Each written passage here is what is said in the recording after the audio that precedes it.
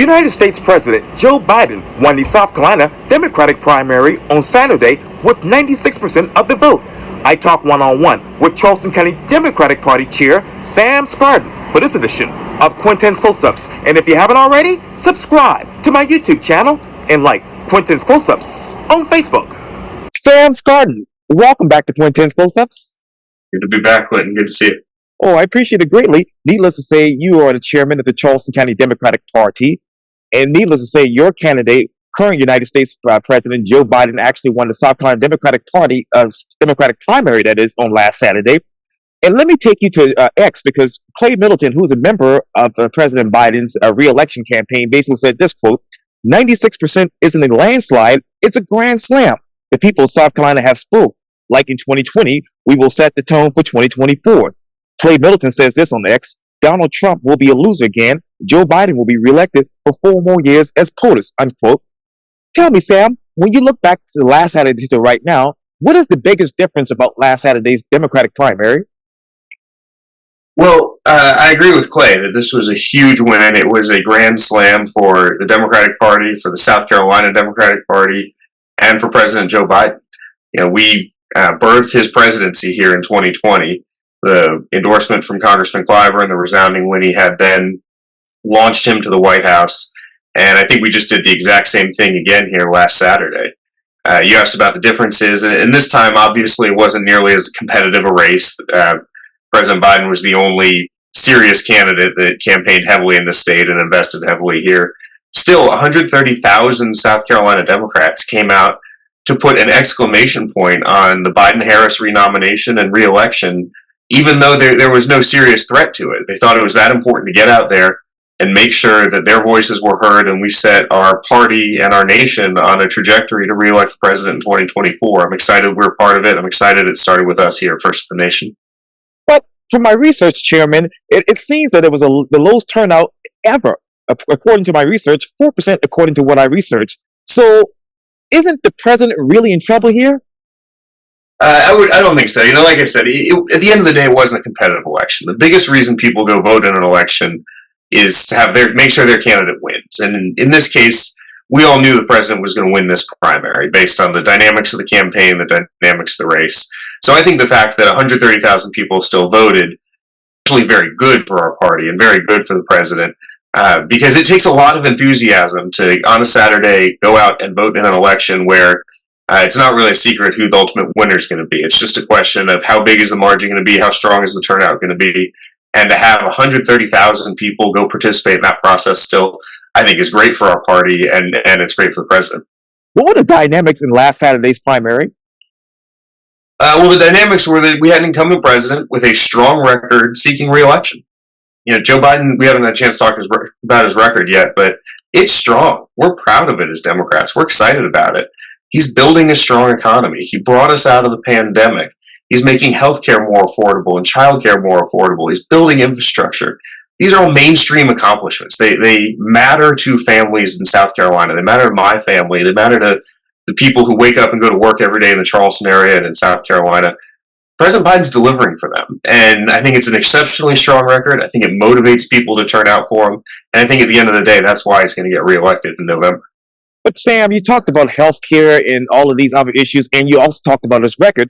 So if he has such a strong record, why didn't more people turn out for him on Saturday? Well, I'd go back to what I said before. You know, in an uncompetitive race where he's the incumbent president, and you know, there's really no high-profile person challenging him with a well-funded or well-organized campaign. The outcome of this election, you know, the fact that Joe Biden was going to win it was very well known, very far in advance. So I go back to the point that 130,000 people still participating in that process. And this is not a South Carolina thing. You know, every Democratic primary around the country is going to feature these dynamics. So you're not going to see a low turnout in South Carolina and then a high turnout somewhere else. You know, this is an incumbent president seeking re-election. And so people know that the Democratic Party is united behind it. We proved that here just last Saturday, 96, 97%, whatever it got. That's a united party. And so, you know, the competitive dynamic of the race that usually draws most people out, it just isn't there in this one. But Sam, and I hate to keep, I don't want to, I hate to ask you these hard questions, but President Biden only got 48% of his vote total in 2020 when he got 40% of the vote. So does the Democratic Party actually have an enthusiasm problem with its base? No, I don't think so because like I said, there were five very serious, very active, well-funded candidates at that point in the race in 2020. Bernie Sanders was still running strong and hard. I believe Pete Buttigieg, Right. Amy Klobuchar. Sure.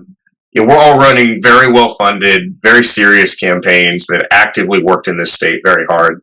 So, and there were a lot of other names on the ballot. I don't remember exactly who had dropped out at that point and who was still in, but the point is that it was a very competitive election, and so that's what draws people out most of the time. I will say again, I'd go back to just what's on the ballot in this race, and there in my lifetime, I've now seen half a dozen presidents run for re-election. I've never seen one run for re-election on the strength of a record that Joe Biden has. I mean, Joe Biden and Kamala Harris have gotten more done, and I'm a huge fan of President Obama's, President Bill Clinton. I still don't think I've ever seen a first-term president seeking re-election with just the substance and the mainstream accomplishments in their record that Joe Biden and Kamala Harris have. So when you ask about enthusiasm, Democrats are excited about that. We have a substantive, mainstream, accomplished statesman running for re-election against someone who, frankly, I think we all know is none of those things. And Donald Trump is he is extremely dangerous, violently challenged the results of an election. He's been indicted 91 times criminally. I mean, you go on and on. The contrast is extreme. We have an extremely strong candidate with an extremely strong record. So Democrats are excited about that. We're excited to re-elect our guy with that record, and we're excited to beat the other extremely dangerous candidate in the race, Donald Trump, too. And I hope, once the Republican primary comes in February, well, later this month, I should say, I'll get the other side so that they can react to what you just said. But going back to those mainstream accomplishments that you mentioned, as far as with President Biden, Sam, then why didn't those accomplishments help him get more votes? We say the same thing a lot of different ways. Again, I go back to 130,000 people participating in an election where the outcome is pretty well known in advance. I think that is a lot of votes. I think the fact that 130,000 South Carolinians went out to put an exclamation point on the president's renomination, on the vice president's renomination, I think that does show enthusiasm because Joe Biden, if 1,000 people had voted, Joe Biden would have still won this race.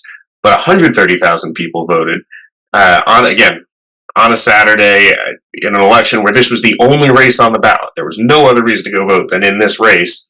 I think that actually shows a lot of strength. And I'd also point out the contrast. When Donald Trump was seeking re-election in 2020, the Republicans didn't even have a primary, even though he had a former governor of South Carolina challenging him for the Republican nomination. The Republicans wouldn't even give his challengers the opportunity because I think they were worried that they would show that there are actually a lot of Republicans who don't want Donald Trump to be their nominee because of how extreme and how dangerous he is. So we do provide that opportunity in our party. The Democratic Party in this election is the party of democracy. We're not the party that stormed the Capitol on January 6th and that has defended the election deniers and wants to throw out election results. The Democratic Party is the party of American democracy in this race. I hate that that's a partisan issue, but we are, and part of walking that walk is having this primary in the first place. And so we gave everyone an opportunity to vote in it. I'm very glad 130,000 people did. And I think we're just excited about having the opportunity to go through the process and ultimately re-elect the president and vice president in November. And I got a couple more questions, Sam, but he meeting President Biden, actually got more votes in New Hampshire, a state with 1/5 of the population, and he wasn't even on the ballot. So how exactly can you all tout this as victory for the Democrats? I don't know the New Hampshire numbers off the top of my head, but I don't think he was on the ballot there. And right. So it all comes down to how you count the write-ins. Right. But at the end of the day, we touted exactly the way I said, that people are motivated to show up. People want to show that the Democratic Party is united behind the president, and that's exactly what a 96, 97% margin is with 6 figures worth of turnout. Okay. We're happy with that as a party, especially again, given the dynamics of the race, and in the same position 4 years ago, the Republicans didn't even give their voters the opportunity to do it. But if 100 people showed up and 96% of the votes actually voters that is voted for Biden, shouldn't the real story have been why only a few people showed up, Sam? No, I disagree with that, Quintin. I think that the story here is the Democratic Party is united. We have an extremely accomplished, mainstream president who gets things done for families that matters to them. That is very rare in politics, that you have someone who can deliver for you and on issues that matter to you. That's what the Biden-Harris administration has done, and that's why the Democratic Party is united for their reelection. I think anytime you're talking about a 96, 97% margin, that's the headline. And again, the 6 figures worth of turnout, I think, is very respectable given the dynamics of the race. Well, let me ask you this way then. How many registered voters in Charleston County actually came out to vote in the primary last Saturday? Last Saturday, I think in Charleston County, we had 13,000. I know it's on scvotes.org. I think it was 12 to 13,000, somewhere in that range.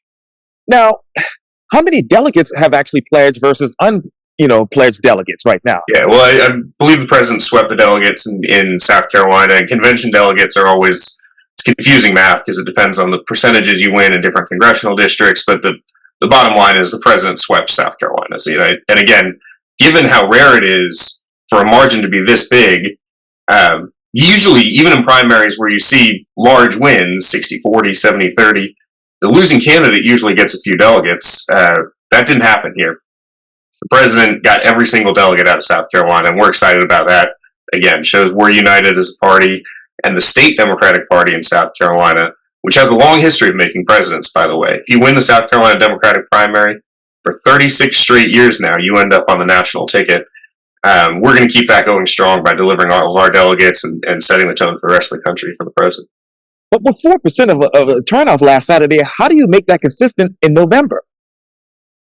Well, in terms of rolling over November, I think the reason those 130,000 people went out to vote, what motivated them to do it, is that Joe Biden delivers for American families. He delivers on the child tax credit, on capping the price of insulin, on expanding healthcare coverage, on building infrastructure, fighting climate change, building an economy with one of the lowest unemployment rates ever, consistently strong GDP growth. Those are things that matter to people. Wages have gone up more than any president since. Don't check my history. The wages are up substantially. The point is, he's delivering on issues that matter. We're not talking about culture wars. We're not talking about election denial. We're not talking about tweets and drama caused by that. We're talking about mainstream accomplishments that matter to families. That's why the president is in a strong position coming into this reelection. That's why he won an overwhelming margin here. And just the dignity of a strong statesman, is in contrast to what the Republicans are putting up with Donald Trump, who is dangerous to American democracy in the way he violently challenged the election results in 2020. He's got multiple criminal indictments for a wide variety of things. And every tweet is more aggressive and vulgar and dangerous than the next, or whatever you call his new site, Truth, whatever it is. The point is, there's an extreme contrast here between a dignified mainstream statesman who delivers for families and someone who is just totally dangerous and off the rails, and who's going to be the Republican nominee. Where have the wages gone up in Charleston County since he's been president? Joe Biden, that is. I don't have the wage data with me. I mean, I know that a huge result of the economic growth since the pandemic has been wage growth, which is a really important thing in South Carolina especially, which has historically always had among the lowest wages in America. We still have a $7.25 minimum wage. We talk about all these different ways you can measure growing economy. How many jobs do you create? What's the GDP growth? I think one of the most important metrics is the wage growth because, and I apologize, I don't know the numbers off the top of my head, but at the end of the day, that's how you measure how much money is going to people's pockets. If you ask anyone what the economy feels like, it's about the size of your paycheck. And can you cover your bills at the end of the month? Can you afford the things for your family that you need and want to pay for? And Joe Biden's helping people do that in a way that no other president has. Are families actually doing that in Charleston County under this current leadership at the White House? Yeah, I think so. I mean, things like expansion of the child tax credit that makes childcare more affordable. The most large-scale relief of student debt that there has ever been in American history reduces student loan payments or eliminates student loan payments for thousands of South Carolinians. Um, the growth in jobs and in clean energy jobs through the infrastructure bill, the Build Back Better. I mean, those are all things that families feel every day. When we build infrastructure in Charleston, that strengthens our economy. When we make childcare cheaper, we cap the price of insulin at $35. Those are all things that put more money in the pockets of families that need it. That's how you build an economy from the middle out, not by giving rich people tax cuts. It's by making sure that working families who need prescription drugs can get them for an affordable price, so that need to send their kids to childcare daycare centers have the tax credits to do it. That's how you build an economy from the middle out, and that's what the president's doing.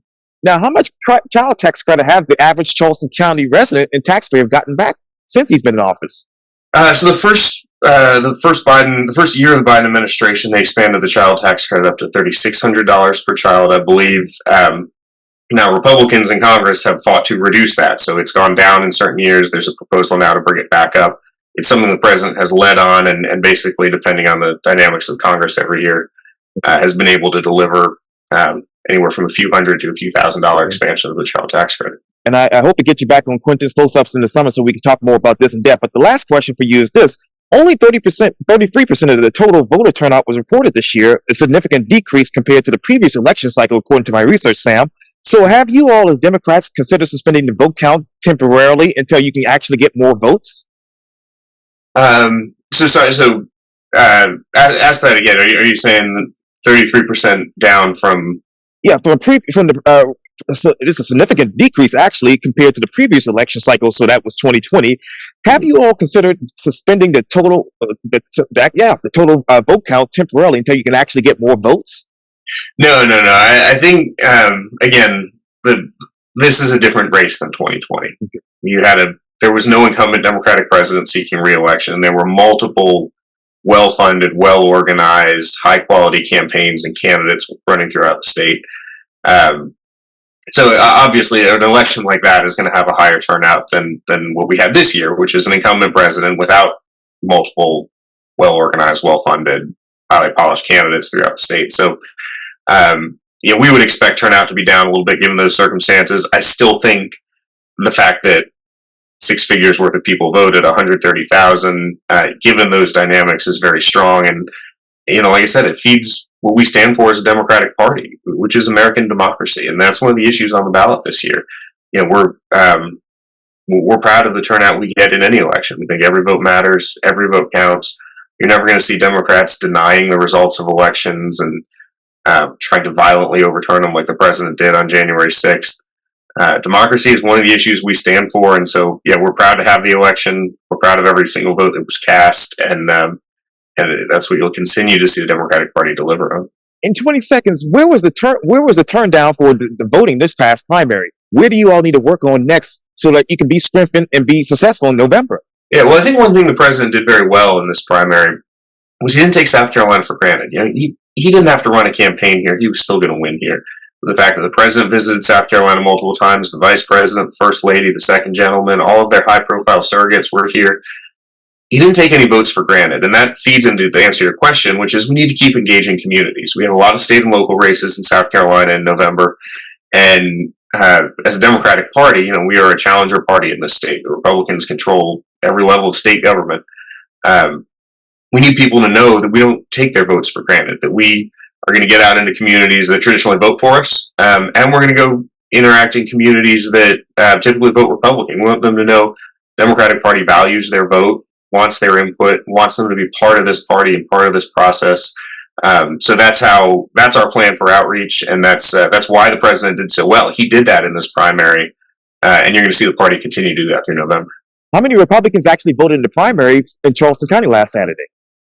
I don't know if or how many Republicans voted. I did see a video from a January 6th rioter who voted for Joe Biden in this primary because they felt that Donald Trump had, essentially hung them out to dry, and it is such a fraud when it comes to, he asks all these people to give up everything for him, and then hangs them out to dry.